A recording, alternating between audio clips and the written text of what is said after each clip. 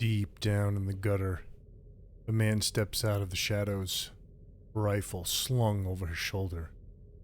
He glances around, checking all the shadows for any signs of the authorities before opening his package, which took a lot of effort to acquire. A woman at the docks watches as a series of figures unload box after box into a small warehouse.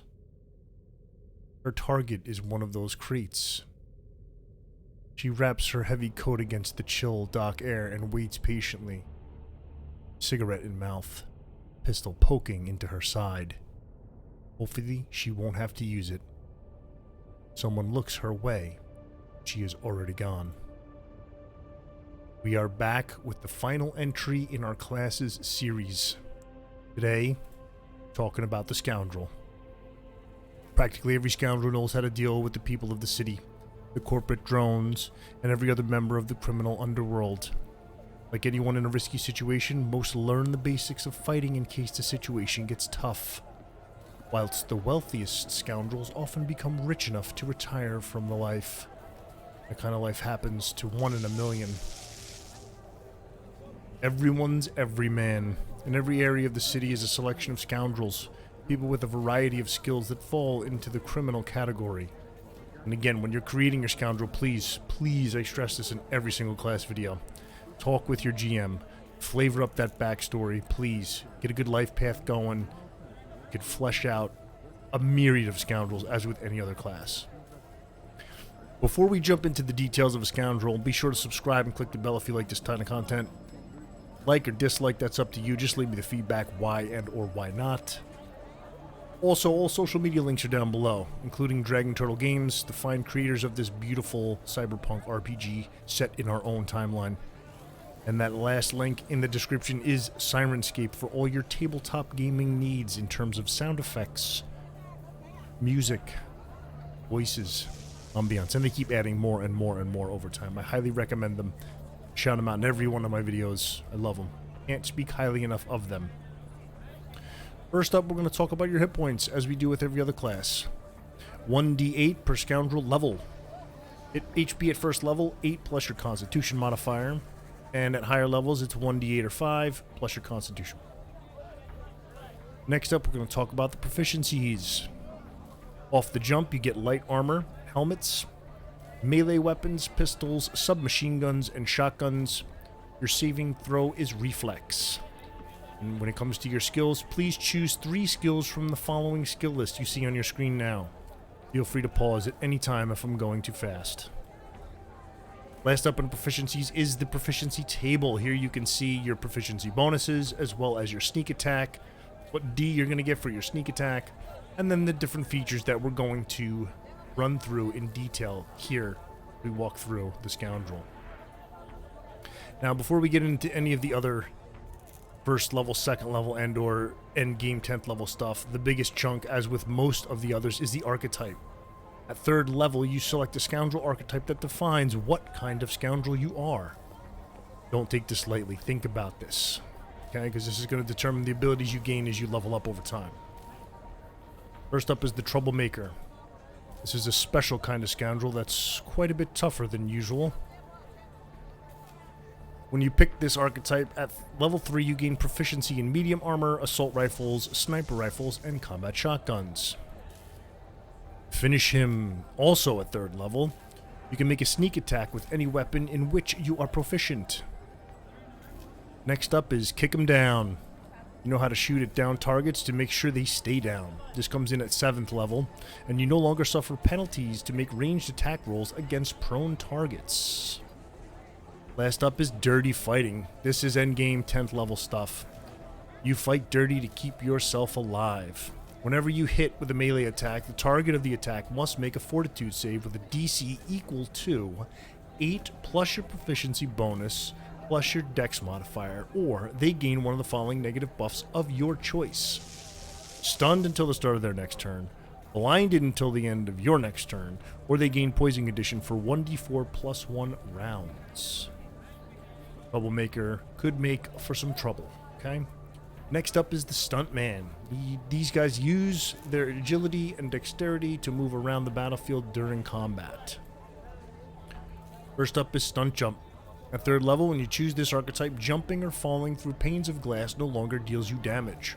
And additionally, any damage taken from jumping or falling out of windows is halved. Next up is stunt shooting. This is also 3rd level.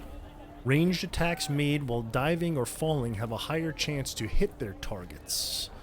While jumping or falling, you have a +1 bonus to hit ranged attack rolls provided that you travel at least 5 feet during the jump or fall that turn. Very interesting. Stuntman is capable, very agile. Next up at 7th level is Trained Jump. You are an expert at jumping and may use your dexterity ability score instead of your strength ability score when calculating jump distances. Dump your points into dex, okay? And this is endgame 10th level stuff. This is the orbital jump. You are prepared to land in a situation and ready for the worst of all falls. Anytime you would take fall damage, reduce it by 100 points. Additionally, while falling, you're capable of taking the attack action as a reaction once per fall. Good old Stuntman. Last in the archetypes is the Smuggler. These are your witty, quick-thinking scoundrels, where speed is everything in combat. The faster your reflexes, the more likely you are to survive. First up is Shoot First. At 3rd level, when you choose this archetype, you gain proficiency with initiative. You add your proficiency modifier to any initiative rolls. Next up is Run and Gun, also at 3rd level. If you move at least 10 feet in any direction during your turn, you gain a +1 bonus to damage rolls until the start of your next turn. 7th level, you're going to get Dodge and Weave. Your movement speed increases by 5 feet. Additionally, if you take the dash action on your turn, until your next turn, the next ranged attack roll made against you has disadvantage. Very interesting. Last up here in the Smuggler archetype is the Expert Maneuvers. You know how to pilot practically anything. At 10th level, you gain proficiency in vehicles, both aircraft and landcraft. Whilst piloting a vehicle, you add your dexterity bonus to its armor class. If you already have proficiency in these skills, your proficiency bonus is doubled for them. Repeat that. Doubled, okay? Take some time to talk with your GM about it. Think wisely, okay? What we're going to do here in the last additional roundup here is the levels we haven't covered. Some of the features that you won't be tied directly to any of the archetypes. First up, you will get Cunning Action. Starting at 1st level, your quick thinking and agility allow you to move and act quickly. You can take a bonus action on each of your turns in combat. This action can only be used to take the dash, disengage, or hide action. Next up is Sneak Attack. Also 1st level, and you know how to strike subtly and exploit a foe's distraction. Once per turn, you can deal an extra 1d6 damage to one creature you hit with an attack if you have advantage on the attack roll. The attack must use a finesse or ranged weapon. You don't need advantage on the attack roll if an other enemies of the target is within 5 feet of it. That enemy isn't incapacitated, and you don't have disadvantage on the attack roll. The amount of the extra damage increases as you gain levels in this class, as shown in the sneak attack column of the Scoundrel table. Something we briefly looked at the beginning, the proficiencies. Be sure to wind that back and check it out. Expertise comes in at 2nd level, where you choose 2 of your skill proficiencies, or 1 of your skill proficiencies and 1 of your tools proficiencies. Your bonus is doubled for any ability check you make that uses either of the chosen proficiencies.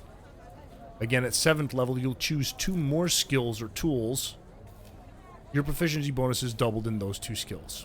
So again, 1 skill, 1 tool. 2 skills or 2 tools.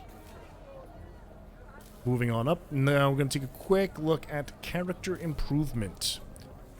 When you reach 4th level, you can increase 1 ability score of your choice by 2, or 2 ability scores by 1. This again hits at 6th level and at 8th level. After character improvement, we take a look at Uncanny Dodge. This comes in at 5th level. When an attacker that you can see hits you with an attack, you can use your reaction to halve the attack's damage against you. That could be very, very effective in certain situations. And last up here, beginning at 9th level, is Evasion. You can nimbly dodge out of the way of certain area effects, such as gas explosions. When you are subjected to an effect that allows you to make a reflex saving throw, take only half damage. You instead take no damage. I'm going to read that one more time. When you are subjected to an effect that allows you to make a reflex saving throw to take only half damage, you instead take no damage if you succeed on the saving throw, and only half damage if you fail. So again, if I went too fast with any of these, take a moment to rewind them back. Click that subscribe button and bell if you like this kind of content to get notifications when they go live with new stuff on the channel. All social media links are below, mine as well as Dragon Turtle Games, the fine creators of this cyberpunk RPG set in our own futuristic timeline. And that last link you'll see in the description is Syrinscape for all your tabletop gaming needs in terms of sound effects and voice and music and ambience. They have everything. I use it for more than just tabletop, but you will not be disappointed. And that's really going to bring a close to our classes series here on the YouTube channel. We're going to be going into a bunch of world building type stuff and background generation. We may take a look at equipment and gear, different pieces of adventuring in terms of if you're going to have drug use or alcohol use, addictions, things like influence. What are your cred levels at, right? You got street cred or not? You got corp cred or not? What's the deal? And I'm really curious to know what you want to see next. So feel free to take a moment in the comments and let me know what you'd like to see specifically in terms of Carbon. The world that is 2185. We'll see you Chumbas and Real Rats next time.